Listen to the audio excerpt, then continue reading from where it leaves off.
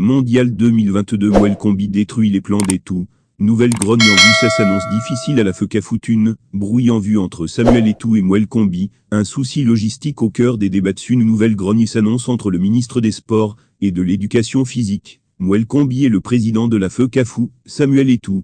Il y a quelques jours, nous annoncions que Samuel Eto'o devra faire face à un autre gros défi après celui de Le Coq Sportif. Il s'agit des défis logistiques pour le transport des Lions indomptables au Qatar dans le cadre de la Coupe du Monde 2022. En effet, les autorités annoncent que les hommes de Rigobertson devront voyager à bord d'un Boeing de la compagnie aérienne nationale Camerco. Pour le président Samuel Eto'o, il n'est pas question. Il faudra plutôt prendre le Luxury Plane, une société de location d'avions, dont Samuel Eto'o serait le réel propriétaire.